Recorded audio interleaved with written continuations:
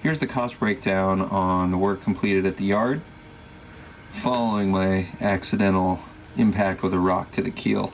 Grind fiberglass damage on keel to sound, re-glass to proper marine standards, fair and prime. A total of 7.5 hours of labor at $128 an hour. And then a rundown of the materials totaling $274. So total repairs from my mistake, $1,233. I'm feeling really good about that. I got off easy. It was minimal damage, no structural damage, and consider it a valuable lesson. While the boat was out of the water, I had new bottom paint applied, 2 fresh coats of Z-Spar blue. Previous bottom job was 2 years and a month. I think I could have gone another 6 months before painting the bottom, but since we were out of the water to do repairs, it's most cost effective to just do the bottom. So total labor and materials on the bottom job, $1,765. The shipyard waived the haul out fee since I was getting so much work done on the boat.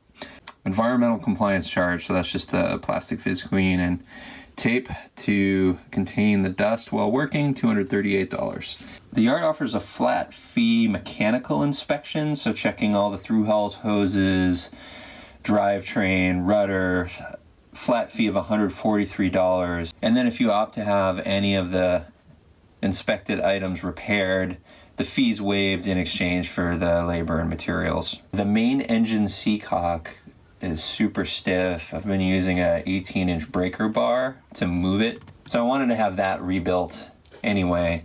So in the end, that was the only item I had the yard complete. It was $107, and they waived the mechanical inspection fee. I also got a verbal rundown on a few other items that need attention.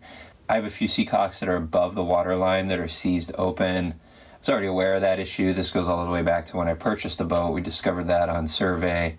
I plan to rebuild those myself at some point. It just hasn't been a priority. I need to order the lapping compound, I believe it's called, the paste that's used to polish the valve parts. My valves are the bronze tapered style.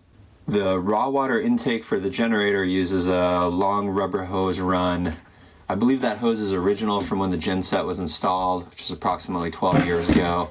There's some dry cracking to the exterior rubber on that hose. That was pointed out in the inspection. There's another item I was already aware of, so I am going to attempt to remove and replace that hose today.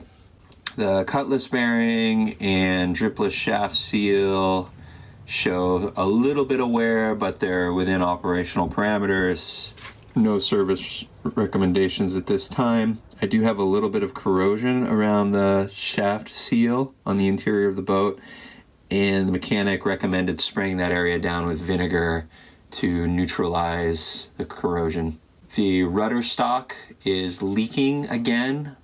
I installed new packing several months ago, and initially there was no leak, but it appears that now that the packing is saturated with water and been worked a little bit, it's loosened up. So the mechanic told me, like, don't be afraid to torque down on those nuts. You can go tighter than you think. So I'm going to put a couple turns on those nuts and see if I can stop the ingress of salt water.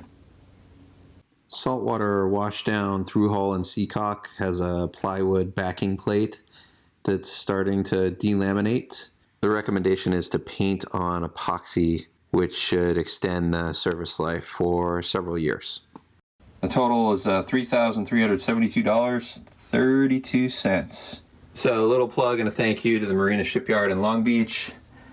I didn't get any special treatment or consideration. They don't even know I'm making a video. So we'll see if I get an angry cease and desist. I doubt it, but that yard is fantastic. I love their lift and rail system. You can check out the previous videos if you haven't seen it, but it's pretty neat. I've never seen a setup like that. I've only seen travel lifts, and last time I lifted the boat, it was with a crane, an old crane, and that was a little scary, creaky, rundown.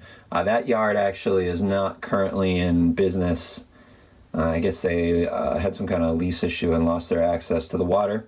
They did a good job too. I'd go back there again if they're able to secure a new spot in the port. That's it for now. Thanks for watching.